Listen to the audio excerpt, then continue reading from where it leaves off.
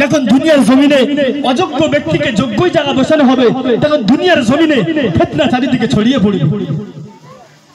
কেমন অযোগ্য ব্যক্তিকে যোগ্য জায়গায় বসানো হবে? যদি আপনি একটা মূর্খ মানুষকে,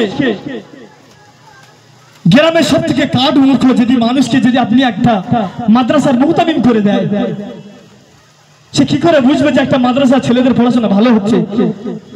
মাদ্রাসার ছেলেদের পড়াশোনা বছর কি বছর যে বছর পাল্টাচ্ছে, যে ক্লাস পরিবর্তন হচ্ছে, মাদ্রাসার ছেলেদের পড়া ছাত্রদের যে ক্লাস যে পড়া ছিল সে পড়া ছাত্রদের কি করে উন্নতি হচ্ছে না অবনতি হচ্ছে, সে মুহতামিমটা কি করে বুঝবে?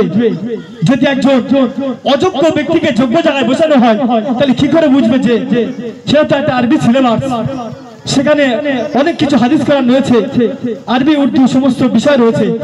যদি মূর্খ মানুষকে বসানো হয় তাহলে কি করে বুঝবে যে ছেলেদের বছর টু বছর যে সিলেবাস পরিবর্তন হয়, যে ক্লাস পরিবর্তন হয়, এর পড়াশোনা উন্নতি হচ্ছে না অবনতি হচ্ছে, তাহলে কি করে বুঝবে? তাই তো আল্লাহ রাসূল বললেন যে ইযা উসনিদাল আমরু লিগায়রি আহলিহা, তখন তোমরা দুনিয়ার জমিনে ফিতনা তখন দেখতে পাবে, দুনিয়ার জমিনে তখন ফিতনা ছড়িয়ে পড়বে যখন অযোগ্য ব্যক্তিকে যোগ্য জায়গায় বসানো হবে। আল্লাহ নবী নবী দান নবী হাবিবুল্লাহ জনাবে মুহাম্মদ রাসূলুল্লাহ সাল্লাল্লাহু আলাইহি সাল্লাম হুজুরামা হাদিসের মধ্যে জানিয়ে দিয়েছে ইজা উসনিদাল আমরু লিগায়রি আহলিহা, ইজা উসনিদাল আমরু লিগায়রি আহলিহা, তোমরা দুনিয়ার জমিনে তখন দুনিয়া ফিতনা চারিদিকে ছড়িয়ে পড়বে, মানুষ মানুষের মধ্যে হানাহানি বাড়ে যাবে, মানুষের মধ্যে মারপিট হতে থাকবে, মানুষের মধ্যে ঝামেলা দিন পরে দিন বাড়িয়ে চলবে।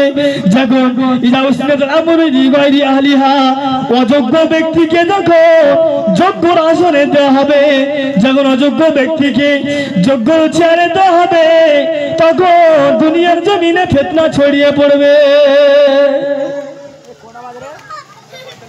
তাই আল্লাহ রাসূল বললেন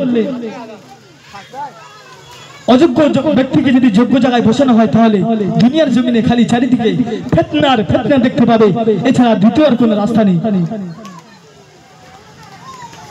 ইসলাম ধর্ম আস্তে আস্তে উন্নতি হওয়া থেকে অবনতি বেশি হবে। যদি চারিদিকে ফিতনা ছড়িয়ে পড়ে তাহলে ইসলাম ধর্ম থেকে উন্নতি থেকে অবনতি ঘটবে।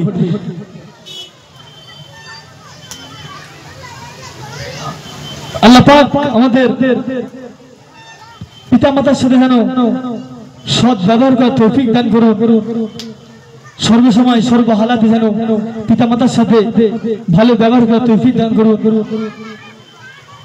এই বলে সংক্ষিপ্ত বক্তৃতা এখানে ইতি করছি। গ্রামের সন্তান হিসেবে যদি কোনো ভুল ত্রুটি কথা বলতে থাকি, বড় ছোট কথা যদি বলে থাকি ক্ষমার চোখে দেখবেন, দোয়া করবেন আমাদের জন্য। যা কিছু বলেছি আল্লাহ পাক শোনার থেকে বেশি বেশি আমল করার তৌফিক দান করেন সকল বলে আল্লাহুম্মা আমিন। ওয়া আখিরু দাওয়ানা আনিল হামদুলিল্লাহি রাব্বিল আলামিন। আসসালামু আলাইকুম ওয়া রাহমাতুল্লাহি ওয়া বারাকাতুহু। দুরূদ শরীফ আল্লাহুম্মা সাল্লি আলা সাইয়্যিদিনা মাওলানা মুহাম্মদ ওয়া আলা আলিহি